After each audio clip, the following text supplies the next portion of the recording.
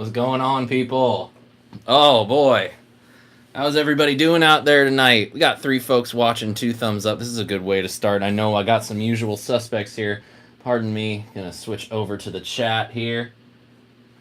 No audio, Ben? No audio, Ben? Give me a second. No audio, Ben? I got something. Give me a second. No audio, Ben? I got something. Give me a second. We having some issues?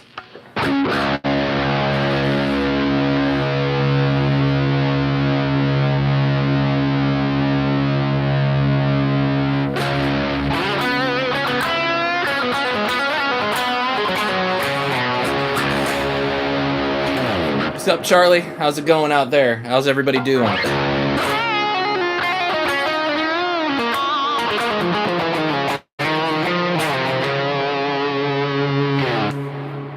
Woo! That little ditty at the beginning we're going to dedicate to the big tall man who played Chewbacca. We're going to dedicate that one to Mr. Peter Mayhew, who I found out, well, we all found out, sadly, today, passed away, which is... it's a bummer, but you know, what are you gonna do? That's life, kids. So a little bit of the Star Wars theme in memory of him and in thanks to him, because after all, I know I've been a Star Wars fan my entire life, and you know, Chewbacca was always, of course, the big companion that we all wanted to have. So that's we're all gonna miss him. The fandom's gonna miss him. And everything should be good. But yeah, thank you, Peter. That one was for you. And so there you go. That's fun. Different surroundings today. A little bit of a different approach to the camera work today because we got something right there. It's fragile. We got something, and we're going to open it up sometime soon. Sometime in the show. Okay, Ben, everything's good on your end. Just hit a refresh. Awesome. Good to know. So we got a little ambient microphone action going up here right now, trying to make as much open space as possible, because the last couple times I've tried to do guitar unboxings on camera, it's always been... it's not an amp. It's always been a bit of a disaster, because you just end up needing way more space than you actually think that you need. So let's go over to the chat. Let's see who we got with us tonight. Ben, Coombs, and Aaron from Albus Band are in the house. Hello, my friends. Charlie S., you are here as well. Thank you all so much for being here and being a part of this. And hey, that's only 3 people of the 6 that are watching right now. So, you know, you gotta let us know that you're here. We want to know. We want you to get involved. So please do use the chat, interact with all of us. We're just gonna have a good old time tonight unboxing this brand new thing that came today. So please do let us know you're here. Let us know who you are, where you're from, and how your day was. So Aaron's kind of on the money. This is actually a package that came from... This did legitimately come from Epiphone. Yeah, you're not going to be able to see that. What am I even trying to do? So you all have seen the channel long enough and have seen videos of mine enough times to know... Pardon me, I'm going to turn off the fan so we don't catch that in the ambient microphone here. But, so, Terry's GG&D, what's going on, buddy? Thank you so much for joining in. We got 8 people now. Again, people, please let us know that you are here and that you are joining us. We want to see your faces and everything. So, we all know Aljon Go. He's creeping around our channels from time to time, and I've known Aljon for a very, very long time. I was a green as grass rookie in the MI industry when I first met him. Thanks in no small part to the fact that I had this with me on my first trip to Nashville for Summer NAMM. So that's a lot of fun. And we always kind of had a bit of a sporadic outreach. We would talk here and there and just kind of keep ourselves updated with each other. And we reconnected a few years ago as things were, starting to pick up for me. And eventually, this last NAMM, I was a part of the Gibson family's NAMM festivities, sort of their return to prominence, if you will. And I couldn't have been happier. Aljon had me on the Epiphone social media panel, which is a lot of fun. And I'm very thankful for that opportunity. It was so much fun. And if you haven't seen the video, please do go check that out. It's like almost an hour long, and there's some great little nuggets of wisdom for those of you who want. We got Colin Powell, or Pow if you prefer, wanting the SPJ signature. I wish, but it's not quite that. So after some chatting, we're getting some stuff going, and this is the first Epiphone to arrive here for the channel, and I am very excited for it. Dwight Bailey, hello, sir. How are you, my friend? Thank you so much for joining in, and thank you all of you for getting involved in the chat. So let's open up this bad boy. I'm gonna pan the camera down and try to make sure the audio is easy to hear for you all. So let's do this. Panning down. Woo! This is a different view, isn't it? I always love how I get up, do not drop, and it's fragile. But I always wonder why guitar boxes are supposed to be up. Oh yeah, hey, any guesses as to what this might be before I start pulling it out? I want to see some guesses. But yeah, I never understand, like, why do guitars have to be, like, stored up this way? Because half the time when we're, at gigs, we lay them down like this. It's just, I'm wearing pants. Yep. Signature banjo. I like that. I wouldn't mind a banjo. All right, let's get the packing material out of the way. And let's get it out.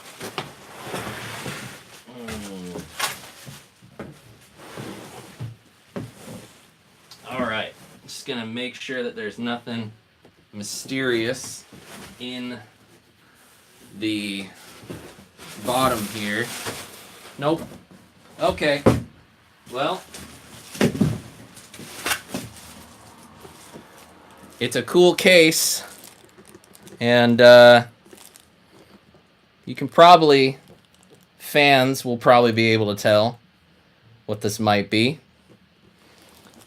So let's go ahead and open it up, huh?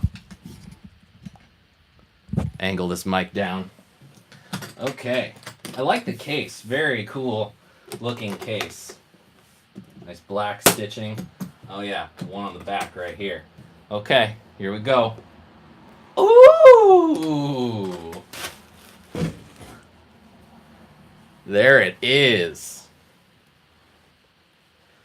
So the first Epiphone action we're getting here on the channel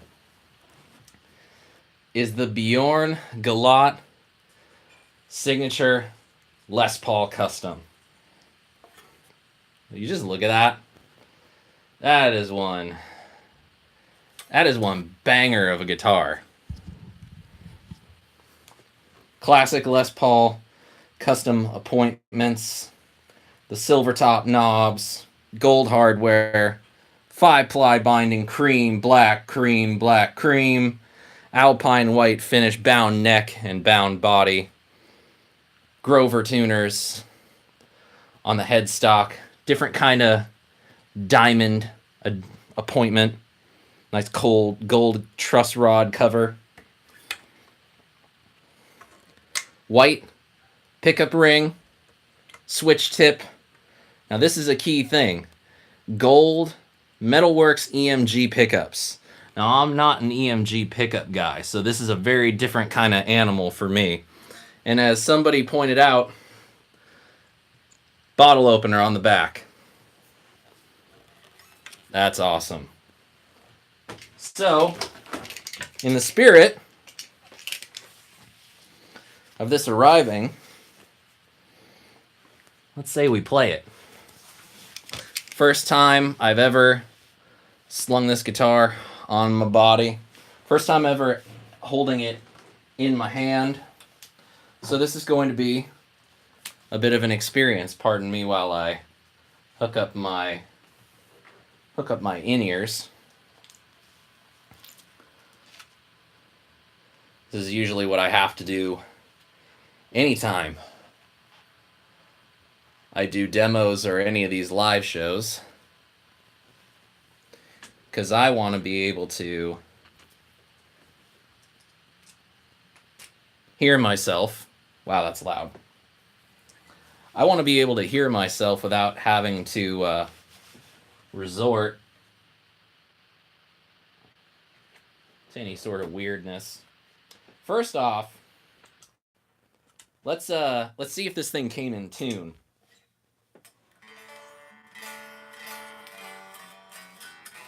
No, it did not. All right, so let's go ahead and tune this thing up.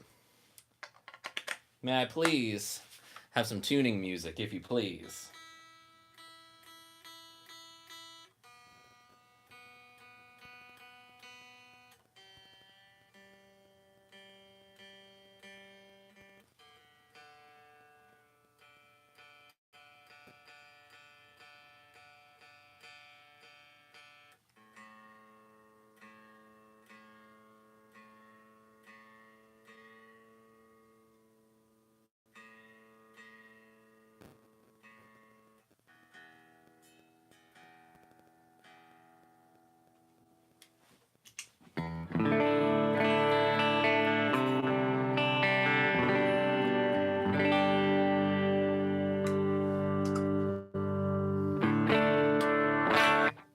All right, so we're rolling. We got sound now. So here's what we're going to do.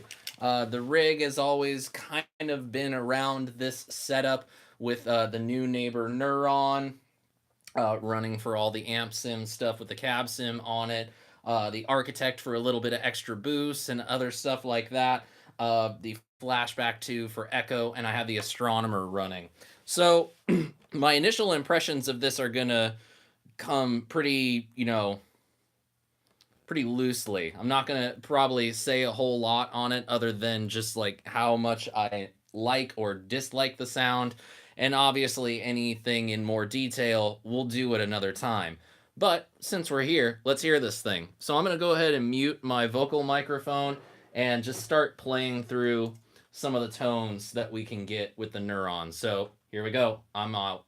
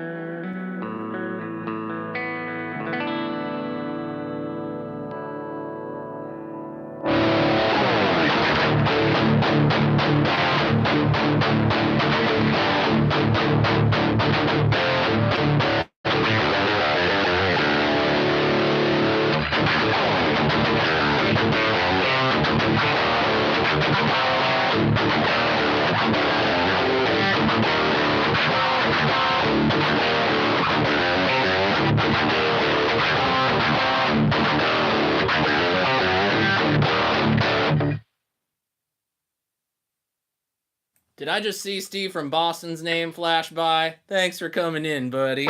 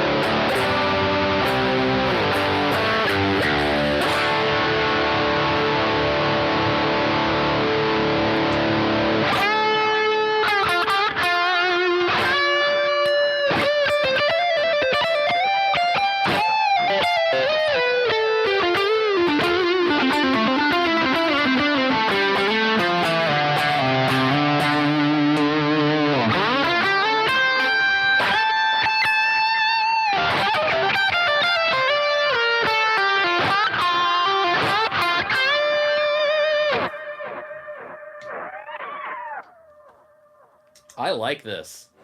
This is really cool. This is really cool.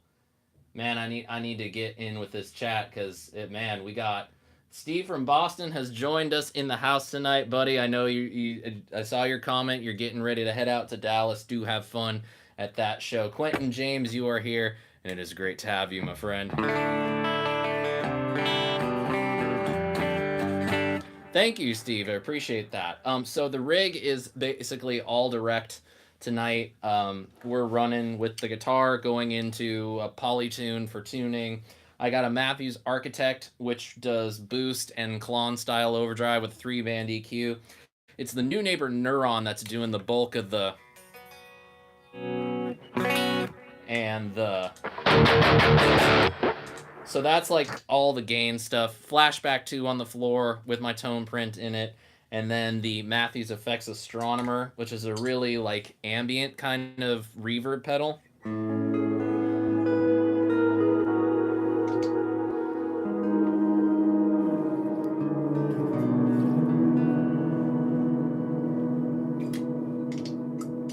So just all kinds of various different things that are fun. This thing is really cool. I just love the way that it looks. I've always wanted a white Les Paul Custom. Just love the look. It's very classy. So far with the EMG pickups, I'm feeling like they sound a little darker than I was anticipating. I don't know if that's just me. Because as I said, full disclosure, not a big EMG fan, but these are sounding pretty nice, if I do say so myself. Hold on. With the clean stuff,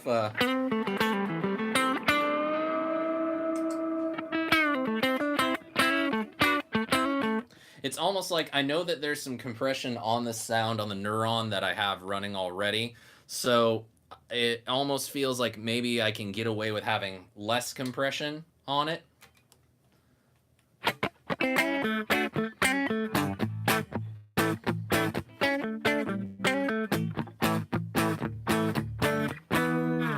Steve, I would tend to agree with you. I just more based on my experience have always liked passive pickups better. Just be for the stuff that I like to play, the active stuff just always is a little too especially with the common EMGs. They just are a little too lacking in character. And that's just the experience that I've had with like the EMGs that everybody tells you that you should get. Let's go ahead and put some Architect Klon style drive on it.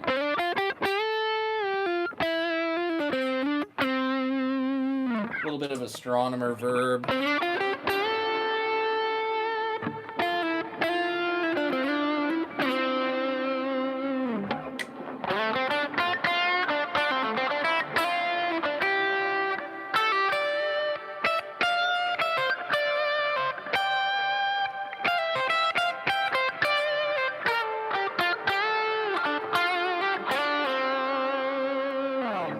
Like that's a really surprising sound right there, because I can hear the cries of 1,000 cork sniffing tone mongers. They're like, why are you plugging an EMG guitar into a Klon style overdrive pedal? You shouldn't do that. You know what I say? I'm here to fuck shit up with my big old bends.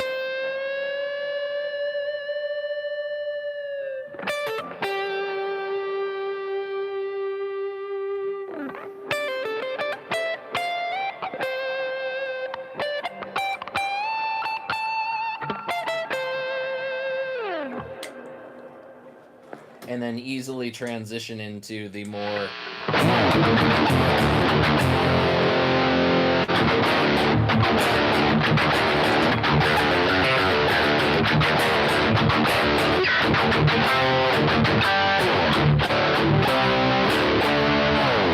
I could probably make this like really fuzzy and do some sort of like you know what? I'm just gonna do it.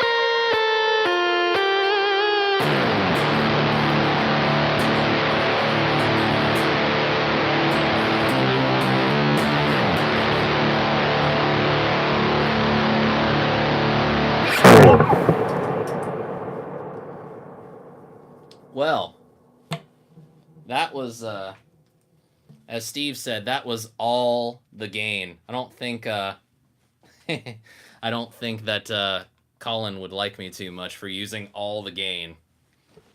Now I'm gonna turn on the fan because it's gotten hot in here. What the heck is this?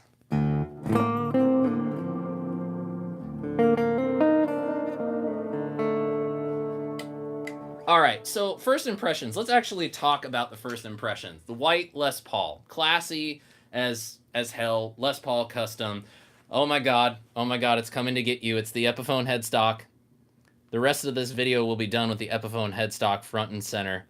I don't have a problem with the Epiphone headstock, but some people do. I'm just gonna leave it there for your enjoyment and to troll you, because that's what I do. So that's what I like. Classy. The EMGs are a little bit darker than I was anticipating them sounding, and I'm not upset by that.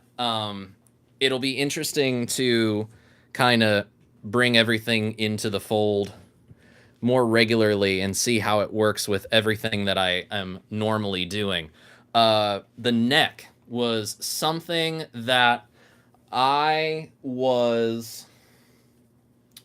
had heard some things about it being really big.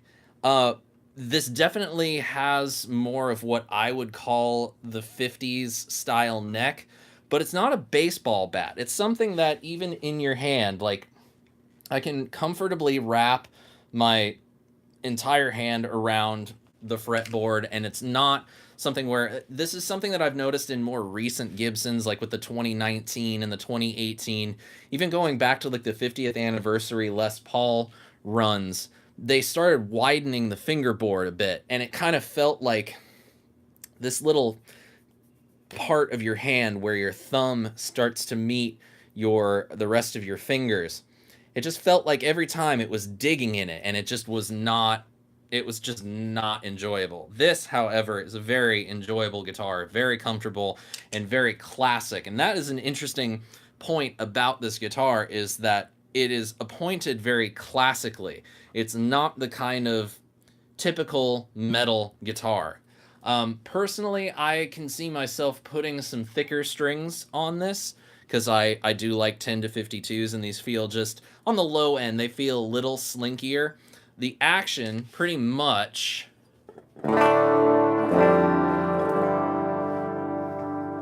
let's see, get back to the clean sound.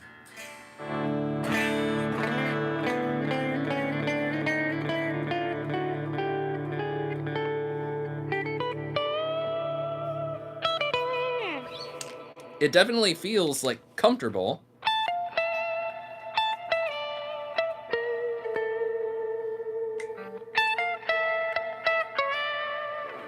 And if you can kind of look,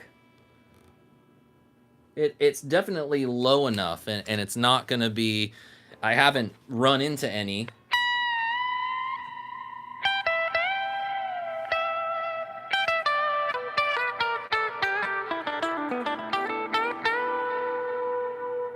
Yeah, I'm not running into any notes that are really starting to fret out. This is from the shipping department. It seems to be doing fairly well. It's comfortable. It's a comfortable weight. It's pretty. Let's do a little left-right comparison. I'm going to take out the in-ears now, so that I can turn around and actually pick up other guitars. So let's do a little left-hand, right-hand comparison with the main drag. I'm going to try not to hit the fan above my head right now. Okay, so I'm doing some silly things right now, and it probably means nothing to you, but it means something to me. So the way, when I fling it this way, I can feel the weight of the body on the black one a little bit more than I feel the weight of the white one. Even the headstock feels a little heavier when I move it side to side like this. Straight up and down, they feel fairly comparable. Let's see. Yeah, I'm using about the same amount of force to keep them both upright with me. So I would say that it's a fairly reasonably weighted Les Paul. Obviously, I don't have a beer up here to test the bottle opener, but I'm sure it works just fine. So there's that. What can I really say about it? Let's go ahead and go into the case, and let's see what else we got in here. It's a very nice case. Let's check this out. All right, cool. So we have a couple different things. We have a black pick guard, 5-ply pick guard, if we so choose, with all the necessary stuff to install it, which is pretty cool. Nothing wrong with that. We have our Allen key and included Epiphone strap locks, which is pretty awesome. We have a key for the case to lock it, and this little doohickey, which is a certificate of authenticity for the whole package. A nice photo of Bjorn right there. Got his signature on it, and the president of Epiphone as well. Handwritten serial number. That's a pretty cool thing, because this is a limited run guitar. So it's pretty cool that you get this little package to commemorate that you got one of these guitars. I did see that someone referred to this as Baby P Yellow, which might be the case. And on the outside, you'd never know. That's a pretty awesome little case. And now, how about we make some adjustments so I can actually sit down tonight. I kind of like that. I'm standing this whole time. Oi. Yeah. So, there you have it. Bjorn Gallant signature Epiphone Les Paul. A very awesome little guitar. You guys have been going crazy in the chat, and I haven't even been paying attention. Oh, I am so sorry. The unboxing shows of this are going to be just a little bit different than the normal thing. Usually I like to try to acknowledge you guys as much as possible. But you guys could understand why I don't acknowledge you tonight too much. Let's go back into this chat. Let's see what some of you guys are talking about. Yes, I believe this is an ebony board, if I'm not mistaken. So that is a rarity on Epiphones. Epiphones these days, definitely along with some of the Gibson stuff that was coming out over the last couple years, doing the rich light thing, which I don't really have a problem with rich light. A lot of people have a problem with it. I don't. I have better things to worry about with my life.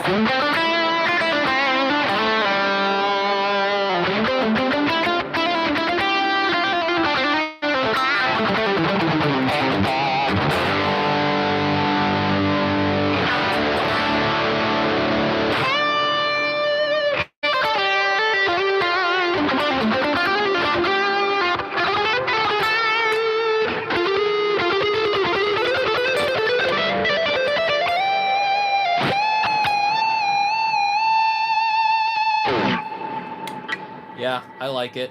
That's a lot of fun. Oh, Dwight, I'm sorry to hear about your injury, man. I playing on stools is, well, that's for Robert Fripp, but it's not for me. Man, we got 13 people watching. Thank you all so much for joining in and being interested on my my getting of new gear. It is a custom, so it should be thicker and heavier.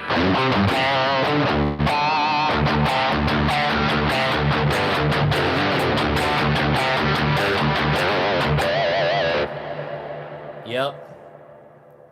This binding on the whole guitar is super classy. It really is. Oh, you know what? I didn't even think about this.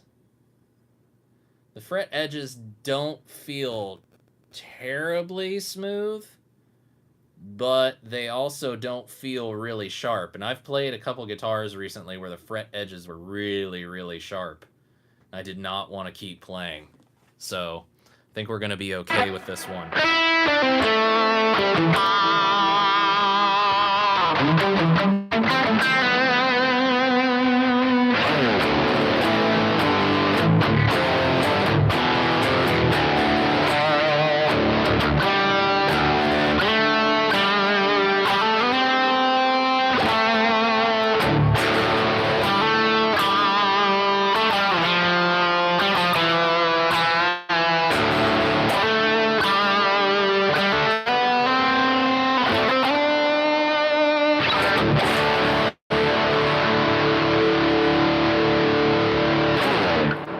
Yep.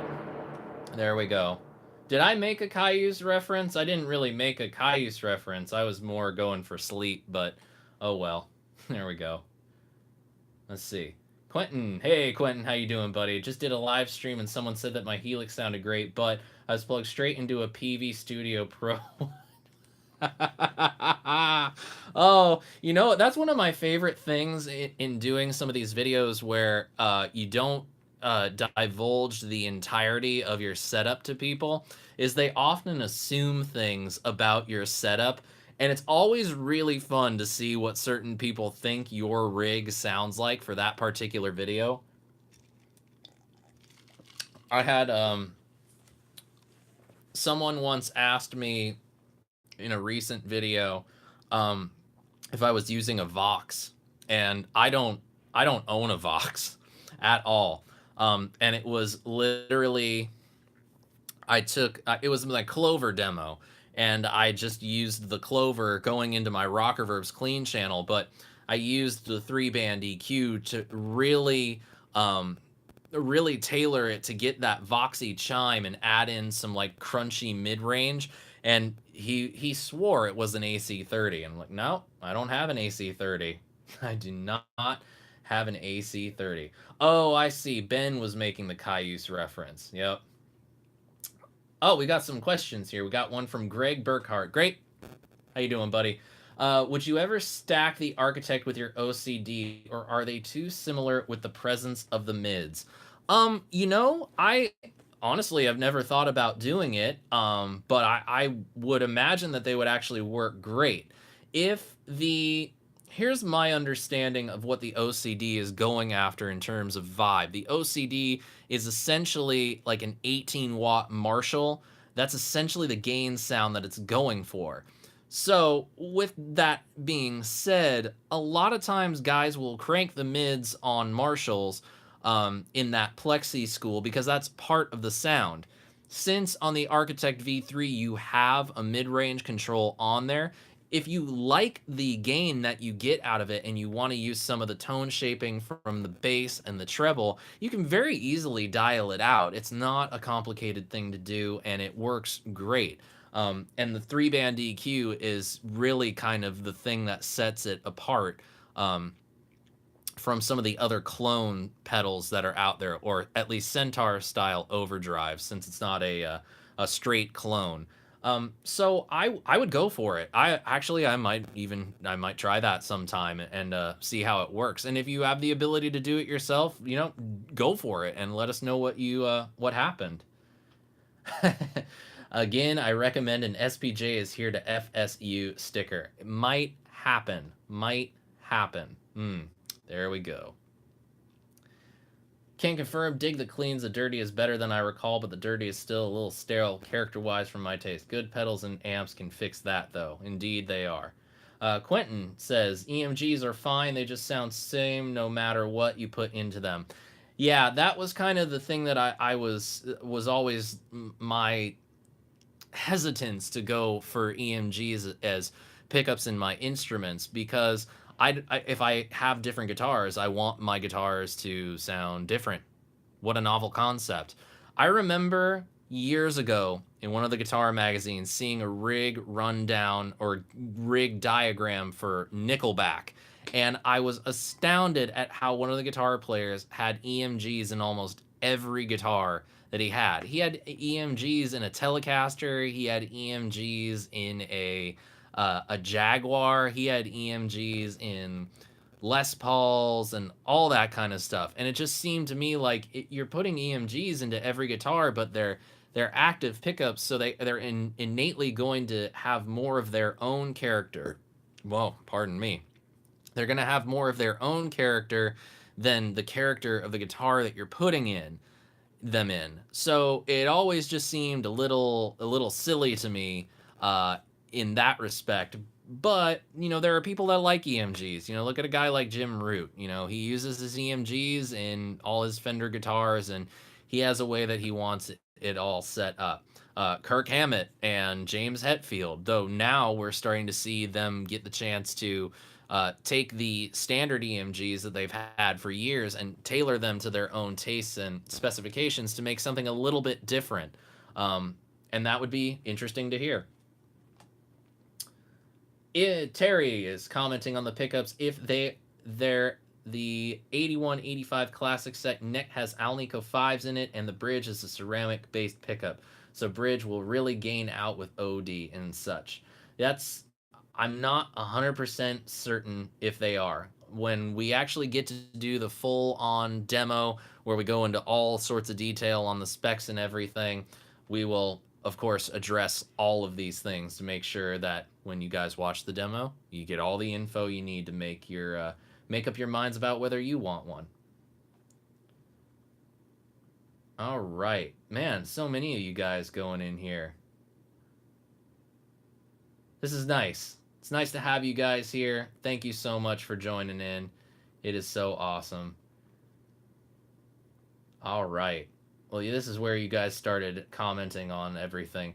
All right, Terry. I had EMGs in my Schecter Damien Elite 6 FR I traded from my Sheraton. They're versatile for various styles, but if you want like metal, Tom Morello type sounds, EMGs are a must. I would tend to agree with that. Unless you're doing like the drop D riffs that Morello does, which he usually does on a Telecaster. But for the most part, there you go. Yes, Aaron, it's a Tron mouse pad. I bought it I got it in a magazine when Legacy came out while I was working at Borders. Pretty cool. Let's see. Perfectly in tune for anyone that's completely tone deaf. Yes. When is the giveaway, pal? The giveaway is never. Unless Epiphone gives me license to give something away. But if I get to keep this thing, I'm going to keep it. I don't want to, no. I don't want to give that back. I'm liking it a lot. So yeah, awesome. So far, I'm really liking it.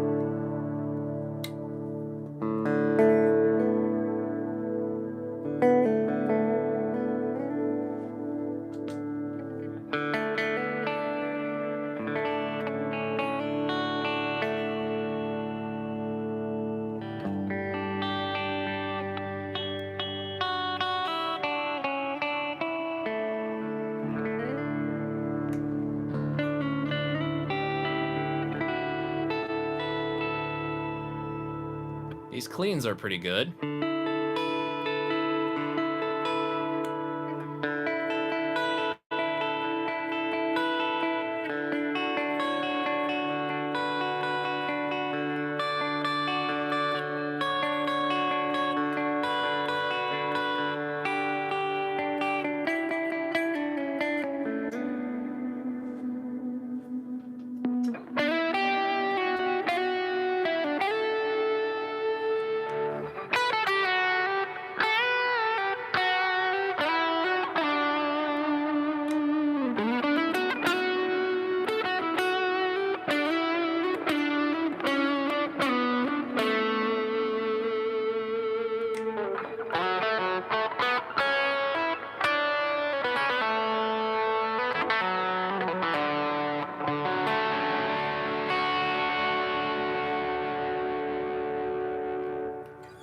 Yep, that's the architect for you.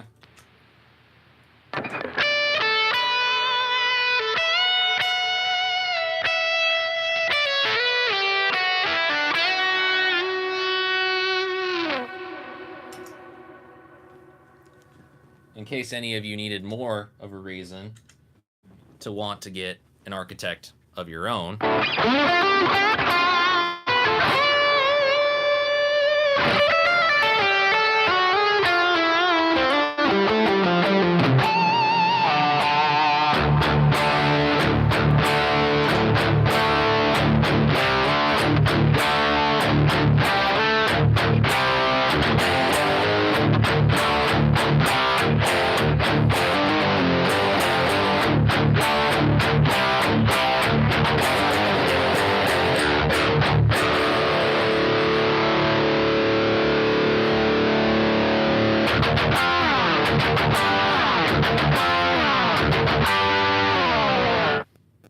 Yeah.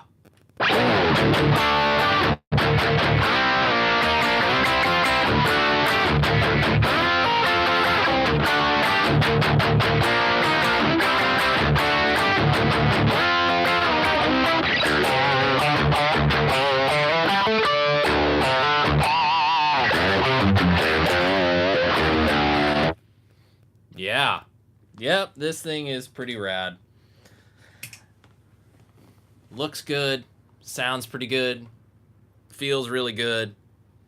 There's a lot that we're going to be able to do with this. I don't know how it's going to work into the rotation necessarily, but, you know, if you guys want to see some more of this one, you can always let me know. I don't know if it's going to necessarily replace Old Faithful,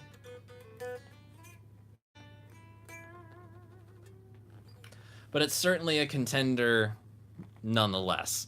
I have to, of course, say a big thank you to Aljon Go. So all of you, give him a round of applause. He's not here, but you know, he's here in spirit, I suppose I could say. Without him putting this together, we would not be doing anything with Epiphone. And this is, hopefully it's only the start of what is to come. I know we've had some discussions about what we'd like to do moving forward. And of course, there was sort of the interesting idea of developing a signature model in some way, shape, or form in the future, working with Epiphone or Gibson, which I would very much like to do. That's not something that's going to be happening anytime in the next couple weeks, or probably not even anytime this year, unless, of course, we start, building up the community and there's more of you guys watching these live streams. There's more of you guys and girls, for that matter. I want everybody to feel welcome here. So that's just growing this community here on the YouTube channel. It's growing it on, all the other different social media platforms and everything, and just having a good old time and being able to trust one another, and you guys being able to trust me. I think we made the stupid term up a couple weeks ago of Sean's honesty, because that's what I owe you guys. I owe you to be honest. You guys tend to trust me with a lot of your how you decide how to spend your disposable income, and I don't take that for granted, because I don't have a lot of disposable income. And a lot of people do. It's amazing. But that's neither here nor there. Aljon, thank you so much for this. I am looking so much forward to more Epiphone fun. We might even have some Kramer fun on the channel in the near future. But we'll see how things go.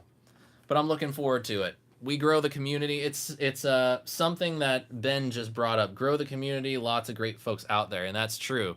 Ben and I. Ben reached out to me randomly to get me on one of his live shows, and I'm thankful to this day that I said yes. I had no idea who he was, other than he's a guy that I've interacted with on some Facebook groups.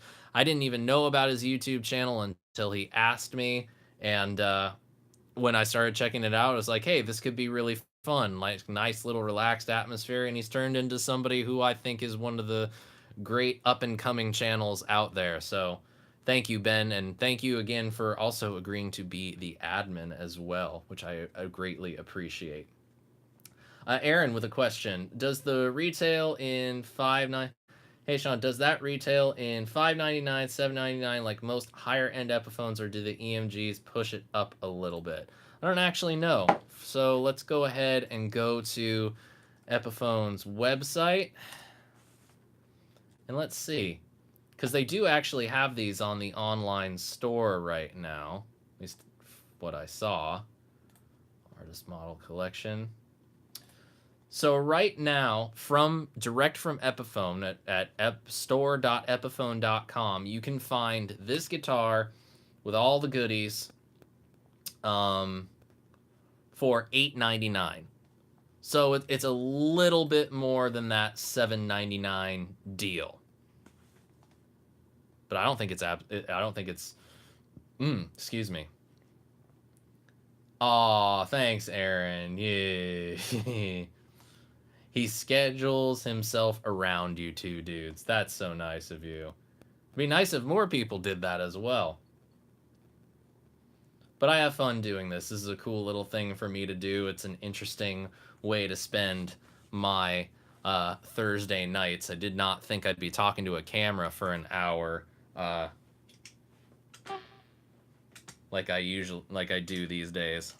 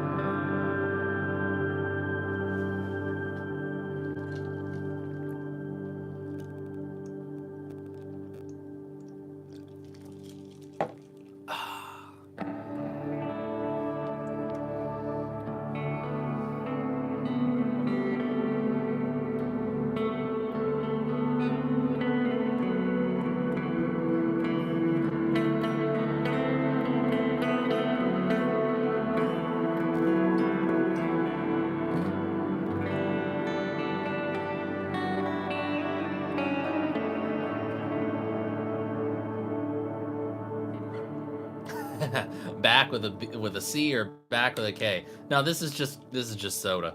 You know. That's the stuff.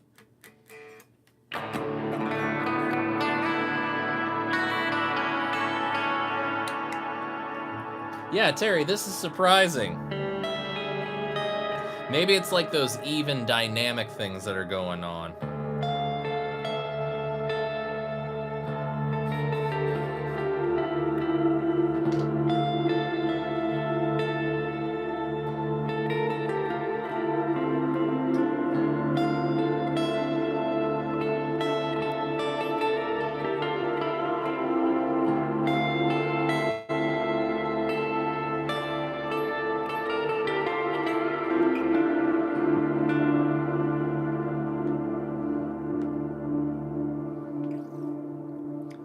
Meanwhile, I'm playing ambient guitar, and all Aaron wants to talk about is Game of Thrones. Yes, I saw it. I watched it on Monday morning with my morning coffee. I woke up early just to watch it. Actually, no, that's not true.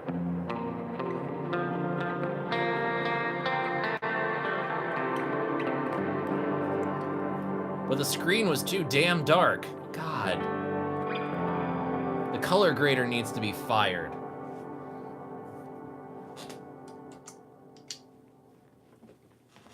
So upset about that. Half the episode I'm like looking around going like, what the hell is going on? I can't see anything. It was, I saw something on Reddit just this morning where it was the average color of every frame of that episode, and like half of it was black, like just straight black.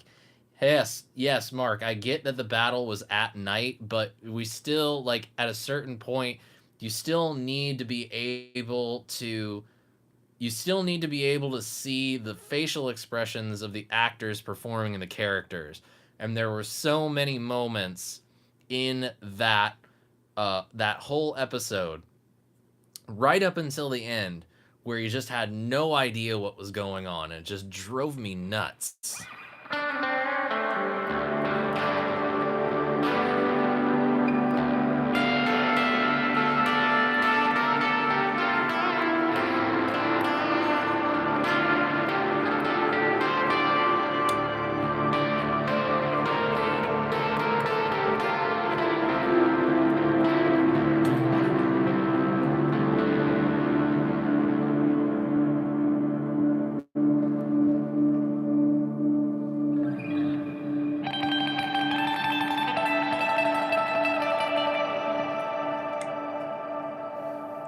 There's only one other complaint I have about the episode, and it's a complaint that I've had about the show for about the last 2 or 3 years, and that's that the music has been really subpar.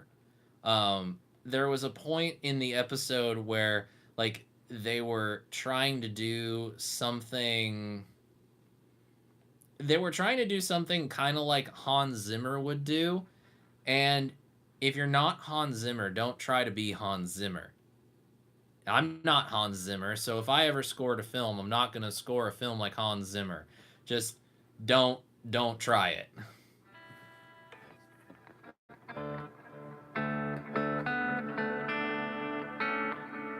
Weak would have been okay to say on the music. Yeah, it is weak. That's pretty much what I mean. It just, like, it's kind of weak. It just,